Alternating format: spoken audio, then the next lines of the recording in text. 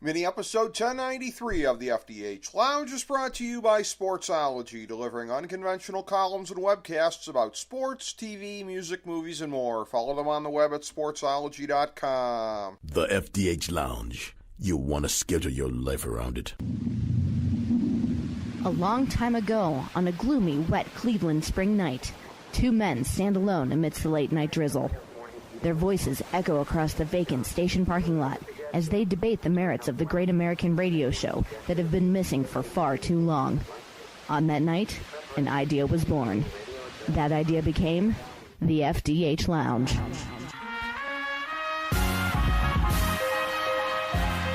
Welcome to the FDH Lounge. Hello, everyone. Welcome to FDH Lounge, mini episode number 1093. This is FDH Managing Partner Rick Morris coming at you today for our Super Bowl 53 review with two of our favorite FDH Lounge dignitaries. You can catch these guys on their own podcast all the time, and it's nice when we can get them coming on here as well. Kallas Thoughts, Steve Kallas and Joe Staszak. Joe Staszak also with the great show that he does on The Fanatic in Philadelphia. You can catch him on there. I mangled it, by the way. Kallas Remarks, not Kallas Thoughts here. That's what happens when you're going on very little sleep when you do this. But, fellas, great to be able to have you in, my having mangled your podcast name notwithstanding. Yeah, you too, Rick. Great to be with you, Steven, as always. Great to be with both of you guys, as always. It's great to have you both on. It's great to be able to get into this. The occasion being what it is, you know, my mood, as I'd alluded to off air, is sort of what my mood was going into the Mayweather-McGregor fight, where it just I knew going in that thing was going to be a farce, and I didn't know going into this Super Bowl was going to be a farce, but. It's highly disappointing. You know, all the guys at the party that I was at, we were all kind of in agreement that it's so much for the notion that a close game is an exciting game. It didn't feel as close as it was because it seemed like the Patriots had the better of it pretty much from start to finish. They just couldn't capitalize and basically do anything at all. There's a school of thought out there that, great defensive struggle. To me, it just sounds like people trying to separate themselves and differentiate by having a different opinion. I'm not going to deny that there was some great defense being played here in the game, but to me, a lot of times it was sloppiness. It was teams being bereft of their weapons. New England, without Josh Gordon, has no consistent deep threat. There's Philip Dorsett if you want to lob it up there and pray that it's the 1 out of 10 times he makes a big play. But New England didn't have any kind of consistent deep game going into the Super Bowl. The Rams, I'm going to start with you on this point, Steve, because you've pointed this out to me on air and off air about Cooper Kupp not being in there. They're not the same offense without him. Todd Gurley, I gave them the benefit of the doubt going into the Super Bowl, but clearly he wasn't anywhere near 100%. So I look at it as far as sloppiness, teams without their best weapons. That, to me, pretty much more so even than great defenses on both sides. I wonder if you guys will agree or disagree. I'll start with you, Steve. Well, I'll disagree for a number of reasons. When I did a show with Joe before the Super Bowl, I thought that the wild card in the game was going to be the defense. Not for New England, but the defense for the Rams. Not because they weren't bad before, but Wade Phillips is a guy who has beaten the Patriots in the past. He coached those Denver teams, the defense that gave Tom Brady fits. And I actually thought I have a different view than you guys. I thought this was a great defensive game. Yes, the Rams missed Cooper Kupp. Yes, New England didn't have a long distance guy. But my goodness, this is the most historic offensive game in the year in the history of the NFL. More touchdowns scored than ever before, more yards than ever before. Everyone was clapping over 51-45 games, 43-40 games. And yes, this was a shock, and maybe it's partly because I watched it with a Patriots fan, my son. But I thought the defense in this game, I think Wade Phillips, the question is to me, I think these were two great defensive teams, and here's why. To stop the Rams, yes, without Cooper Kupp, but they still averaged 33 points a game. They still put up, big numbers after Kupp was gone, except for the Bears game. And they still beat New Orleans in New Orleans. We can talk about, that play some other time when they probably shouldn't have been there. But to me, to just totally shut these guys down. This is 2019, and they held the team to 30 points under their scoring average. And if you told me they only averaged 28 or 29 without Cooper Kupp, I still think that's incredible, because I'll say this. I don't think New England is incredibly talented. When you look at power rankings and the FPI index, I don't even know what that is. It's the one they have on ESPN. The Patriots were 2.5-point favorites, and the power index said the Rams had a 52% chance to win the game. So I think you had to totally shut them down. Now, I do agree, once you got, and I said this with Joe, this is Belichick against Jared Goff, a third-year quarterback playing in his first Super Bowl. As great as McVay is, this is his first time coaching in a Super Bowl. It means something. Experience counts. And when you go down the list of Patriots defenders, they may not have a lot of all-stars, but they have Gilmore, who's a top corner. Van Noy is an excellent linebacker. Hightower is an excellent linebacker. Chung. And Flowers is a big-time rusher. Mm-hmm. So I think I differ from you guys. Not that this was an exciting super game to watch necessarily, but I think on both sides of the ball, you saw some defense schemes by Wade Phillips and by Bill Belichick that are just incredible, because we're in 2019 and it's all offense all the time. The only other thing I'll say, obviously I want to hear you guys disagree with me, is this was a really let-them-play Super Bowl. There was not one pass interference call. I certainly think on the Cooks one that everybody's criticizing Cooks for dropping, there's no doubt Gilmore grabbed his left arm. Yep. No doubt. That could have been pass interference. But there wasn't one the whole game, and what I saw was the Patriots sometimes beating up, and even, I didn't say just the Patriots, both sides, beating up wide receivers at the line of scrimmage. It kind of reminded me, frankly, of the first Rams-Patriots Super Bowl, when the Patriots won that game by introducing, let's press and knock Marshall Faulk down and leave in the backfield, let's knock over receivers 1 yard from the line. So I thought there was more, again, I'm not going to tell you it was a brilliantly exciting game to watch, but I am going to say I think this was some incredible defense, including they stopped the Rams 8 straight times to make them punt 8 times. No turnovers, no poor offensive throws or anything. I think to stop a team like that 8 times in a row is an incredible accomplishment in 2019. Well, and I would say Rams MVP, and I'm only saying this partially tongue-in-cheek, Johnny Hecker, because he was pretty incredible, and it was a good part of the reason that the Rams were in the game the whole way, kept pinning back the Patriots. Albeit they kept driving but then not doing anything with it. I want to then pivot to you, Joe, and talk about style of game here, because it's a thing where in looking at it, again, 13-3 is not my cup of tea, nor is, quite frankly, 41-33. Now, I wouldn't expect you to criticize that, Joe. That would be like expecting me to criticize the style of play in Game 7 of the 2016 NBA Finals. I'm not going to do that. You're not going to criticize 41-33 because of the outcome. I get that. My comfort zone, what I generally like in a game, I like it basically right in the middle. 23-16 off the top of my head, albeit it's funny because sitting there at the Super Bowl party I was at, we were like, remember the last Super Bowl in Atlanta? Like, people talk about it was a great game because it ended with a lunge from the 1 yard line, but it sucked. I remember it was 9-0 at halftime. We were like, this is boring. The second half picked up a little bit. So that was 23-16, and I didn't like it. So I guess there's no pleasing me. I guess that might be the point in all of this, I suppose.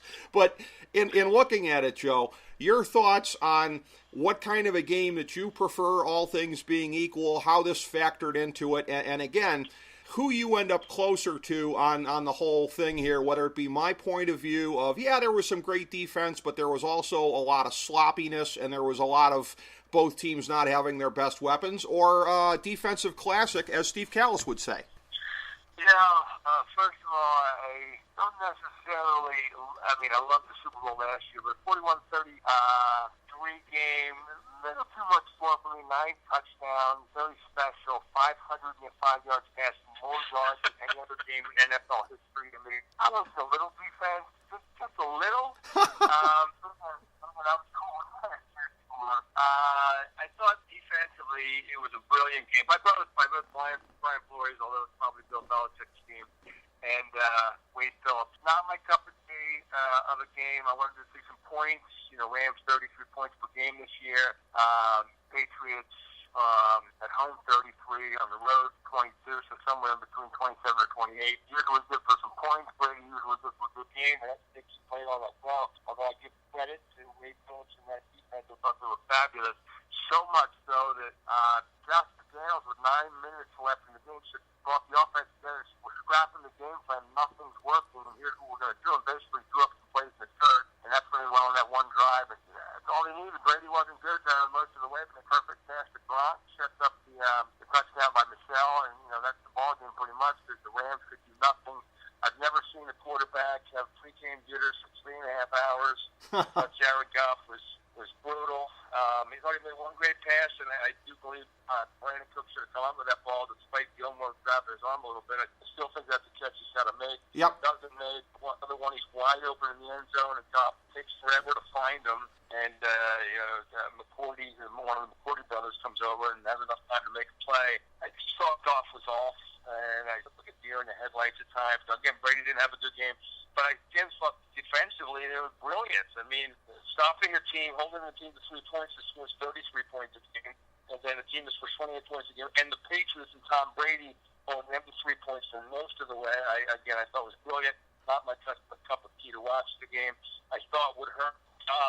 Obviously, didn't have his two best weapons, Cooper Kupp. And who knows what's going on with Todd Gurley? I couldn't explain that one. It's almost bizarre as Markel Fultz.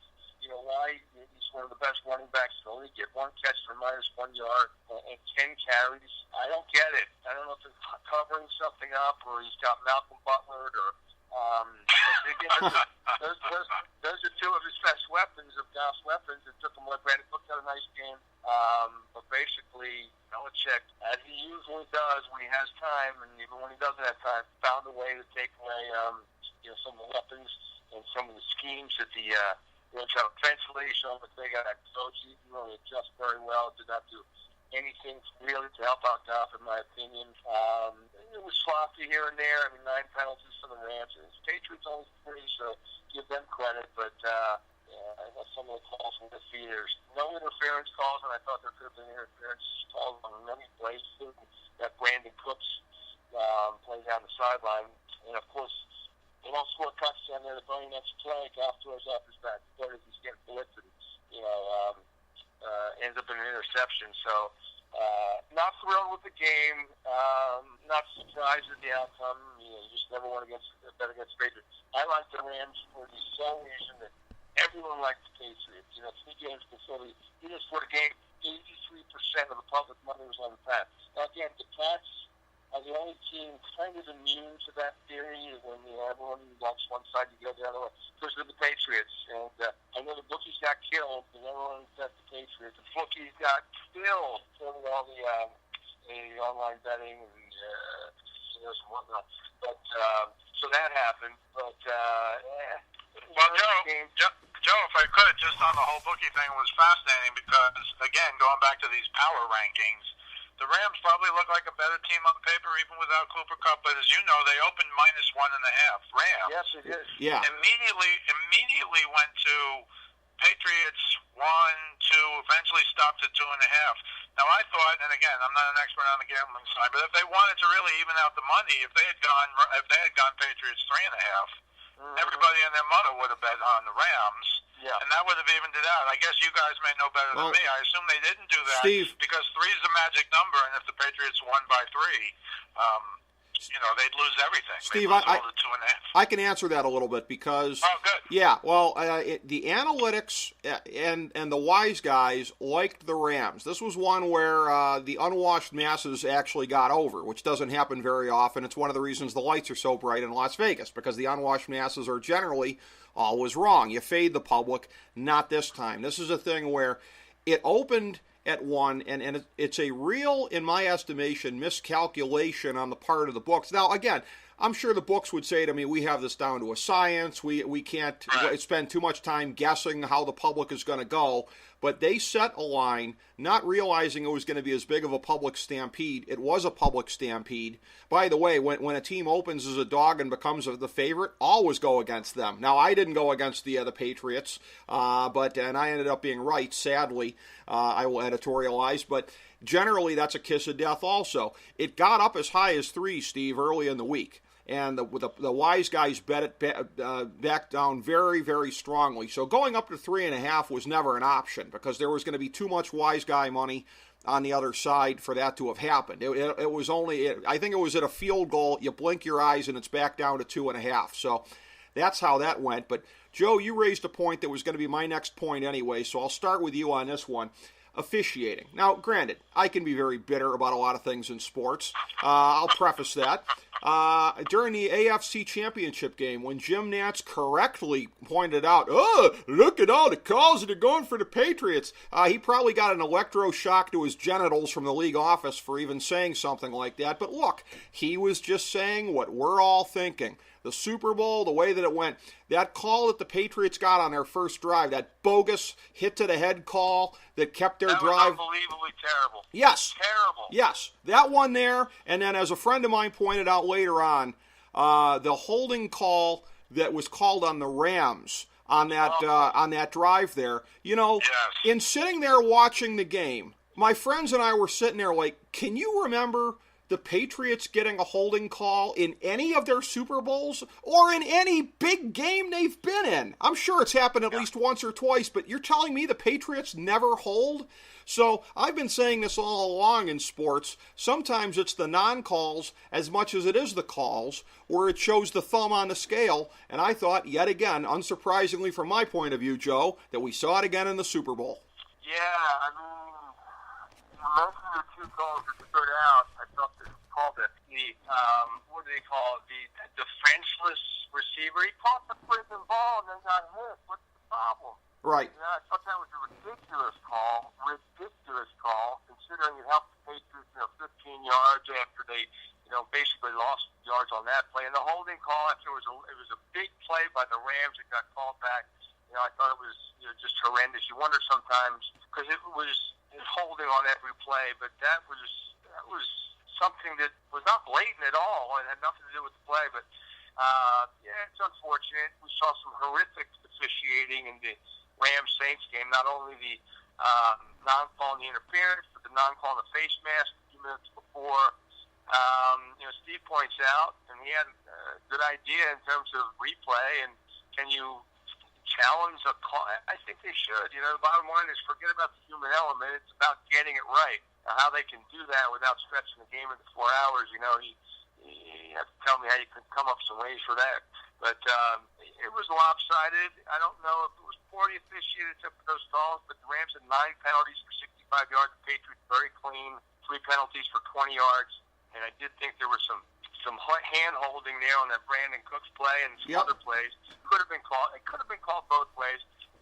Although for the most part, a lot of those pass defenses on both. I thought it was great defense. I thought the secondary was great of the Patriots. Same with the Rams. And the Rams have a propensity to give up points. I mean, they give up a lot of points in a lot of games this year, especially to a New England team that went into Arrowhead and put up 37 points. And they were up 35-7 against the Chargers. They can score some points despite not being completely talented. Steve mentioned they don't have Josh Gordon, or you mentioned it, Rick.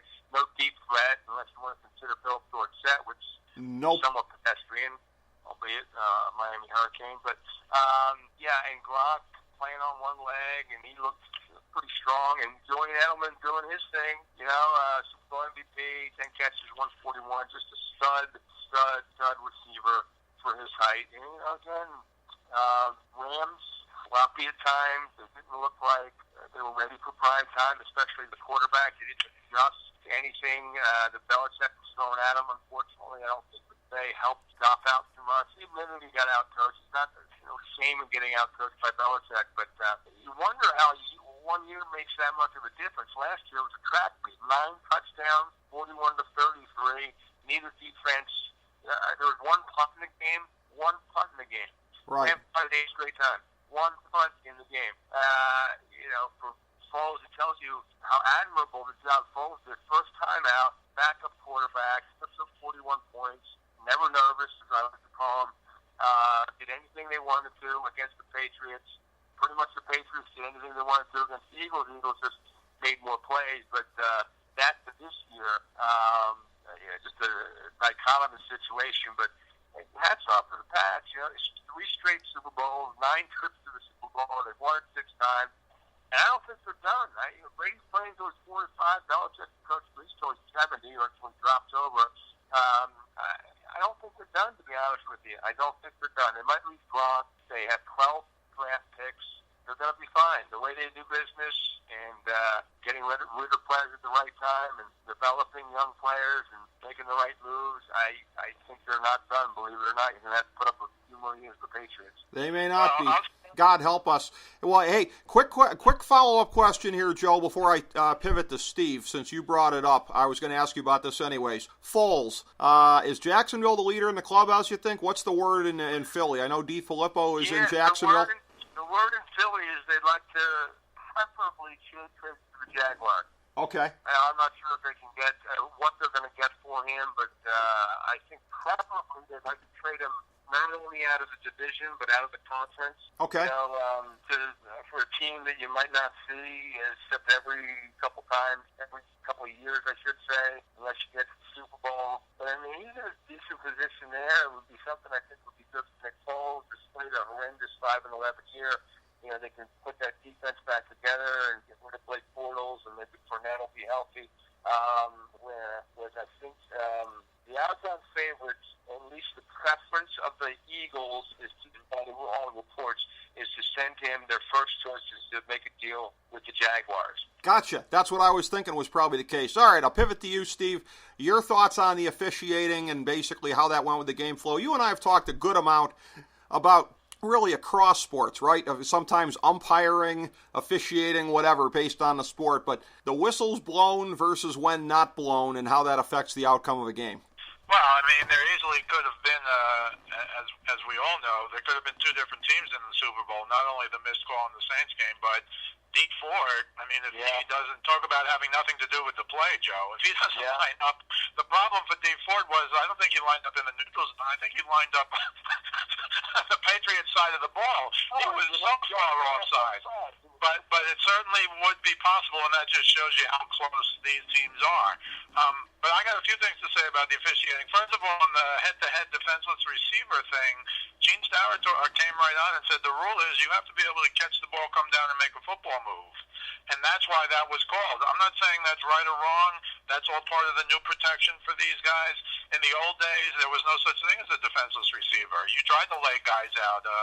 Tatum used to try and cripple guys and did. So, I mean, that's how the game has developed. I'm not sure, look, we're all for player safety, so what can you say? But that's what Gene Starator said about that specific play. Even going back to the KC game, and I'm not here to defend the Patriots, totally that guy missed Tom Brady's face. But I'll say this, 2 things. The ref was behind him, and even the ref came on in and said, well, from his angle from behind, it probably looked like it, and it probably did. Is that a reason to call a penalty because it kind of looked like he hit him in the head? I don't know, but the ref is where the ref is. And on that specific play, if you watch that play to the end, Julian Edelman was calling for a flag because he got held. I'm not saying it was a penalty or it wasn't, but there were 2 sides to that play as well. Finally, Tom Brady, you can't touch him, you can't breathe on him, you can't look at him. I don't know how this happened, but I'm sure you guys saw this play. Aaron Donald picked him up and threw him on the ground. Yeah. Knocked him over. Yeah. Now, everybody says if Tom Brady gets touched, there's a penalty. That was a clear penalty, but that was the sign to me, along with the no pass interference. This was an old-time let-them-play game, I thought, on both sides, where you just got away with stuff you didn't get away with. Again, when was the last time you saw any game, without 1 pass interference? I can't remember one. Yeah. So I thought the whole Donald thing, I thought that was a sign. And then don't forget, although it was a good hit, when Goff was running out of bounds and kind of slowing down, he took a tremendous hit.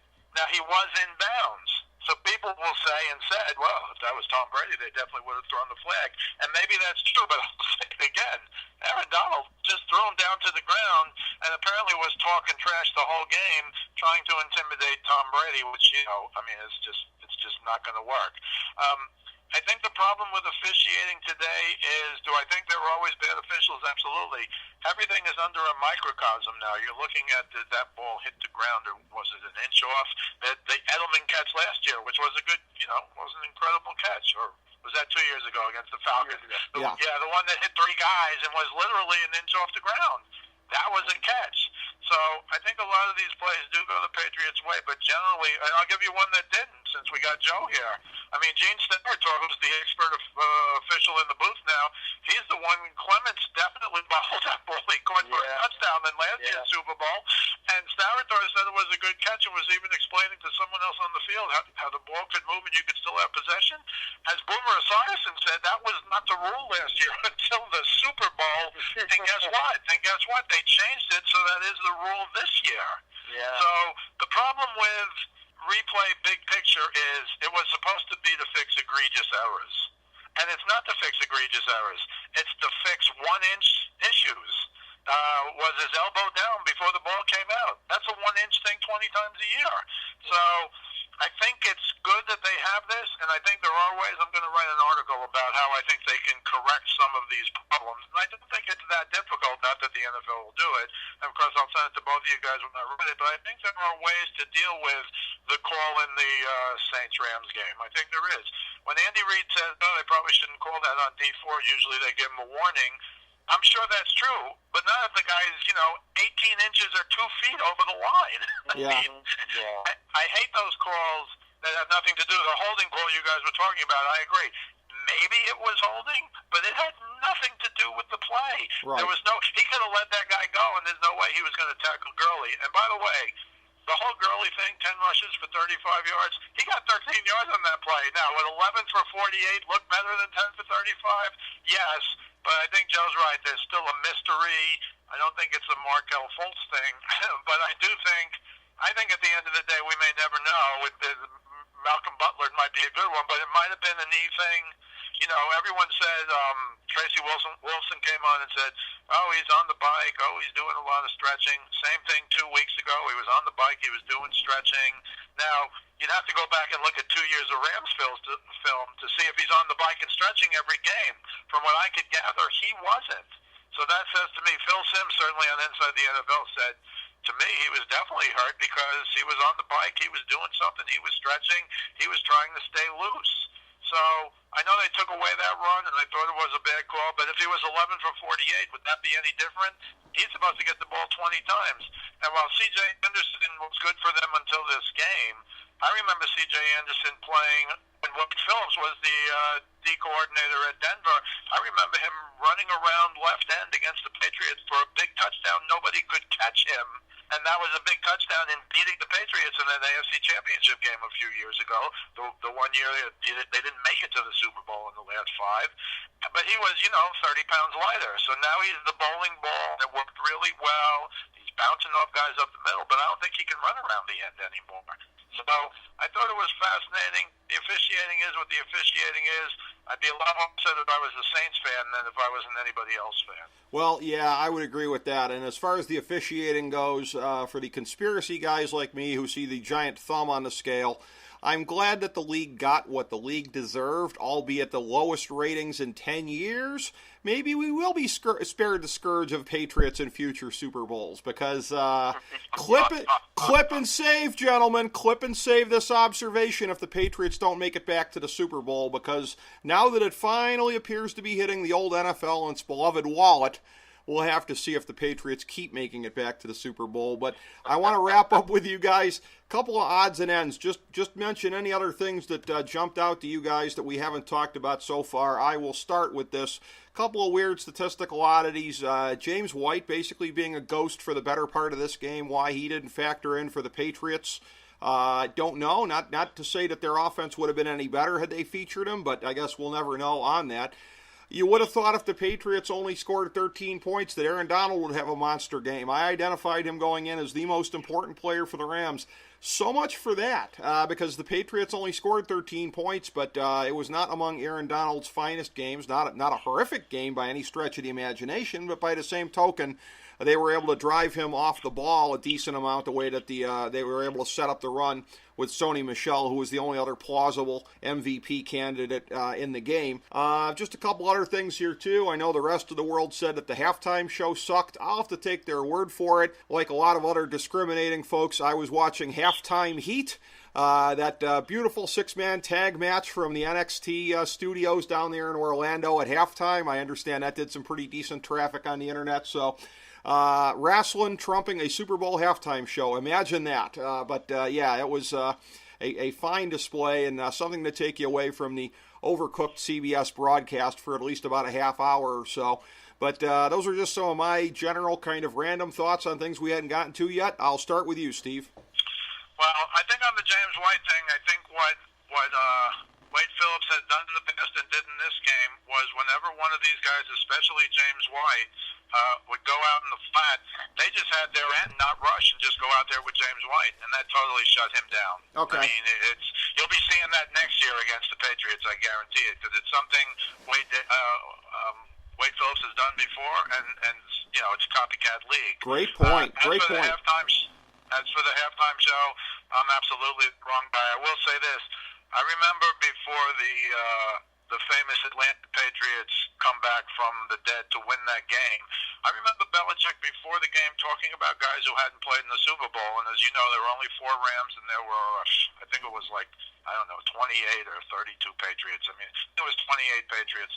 But he said the problem at the Super Bowl is the halftime is so long, the timeouts are longer, between quarters are longer, that by the time you get to the fourth quarter, you feel like you've played a game, yet you have to play another quarter. And he emphasized that before the Atlanta game, which turned out to be one of those 90-something plays where Atlanta just collapsed and then had to play in overtime, and you knew the game was over when the Patriots won the toss.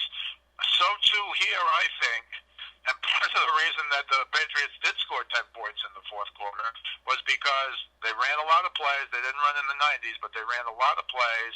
And I do think that the Rams got a little tired. And whatever you think of the Patriots, and this is why when you talk about the wise guys and the unwashed masses, Rick, I don't know that that applied to the Patriots because they're never as good on paper as they are on the field, with rare exceptions, 2007, etc. They're always better. The sum of the parts is better. And Steve Young had a couple of fascinating quotes after the game, both defensively and offensively. He said, Belichick, he painted a Mona Lisa. It was a Sistine Chapel. And then Belichick came up to talk to them about it.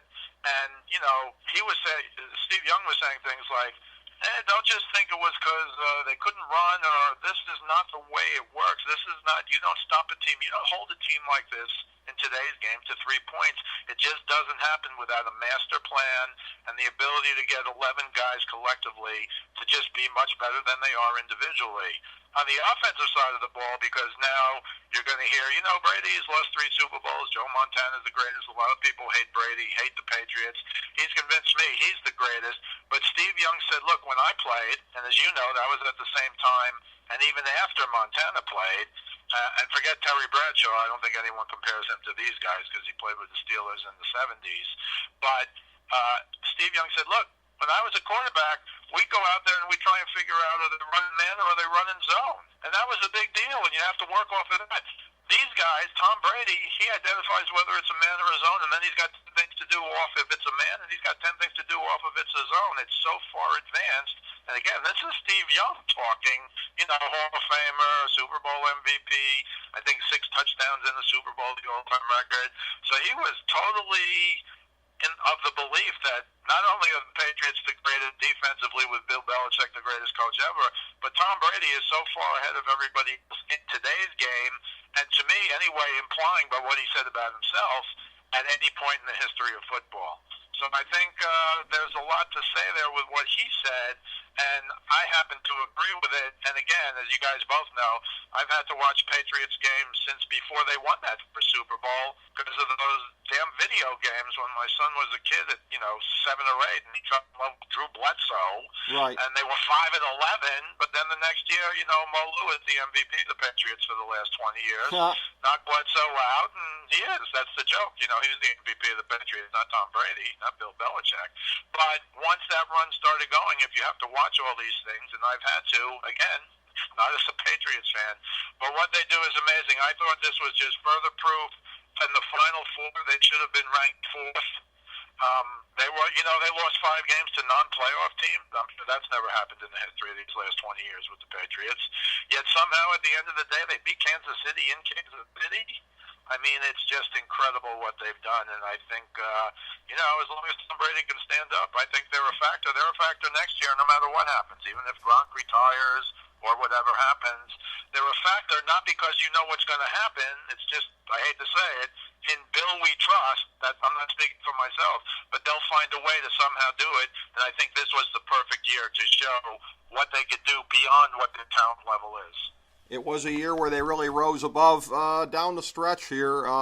Joe, any closing thoughts from you? Anything we hadn't gotten to yet that really jumped out at you? No, I just saw I'm not sure how much credit playing golf all over the field. They sacked him 4 times, despite the deer in the headline. He didn't have a ton of time back there to throw. When he did, he wasn't reading the defenses properly. There was also a play where we had a guy wide open in the middle of the field in the fourth quarter. The guy'd still be running right now. Went down the sideline deep, and it was incomplete. I just want to talk about Brady a little bit because in the total playoff game, Brady had scored over 30 points except one time when they scored 24 points in that game. He can beat you in so many different ways. I mean, he can put up points. If it's a track meet like the KC game, he'll best do somewhat of a track meet. The Atlanta game, 60 minutes later, he'll best you. And then there's a game like this where he did not play all that well. His quarterback rating, I think it's the dumbed-down quarterback rating, the 25.8. Did not have a good game for Brady, but he needed to make one big drive. In fact, all 6 Super Bowl championships they've won, he's had to engineer a fourth-quarter drive to win the game. And this is typical Brady. Didn't play well most of the game. Was out of bounds in the third, behind guys. Credit to Ram, but he made one big pass.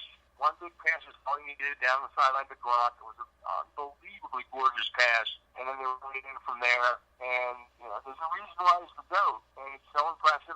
People have Brady fatigue and whatnot, but I just like watching the legacy grow. You're never going to see another dynasty for the last 17 years.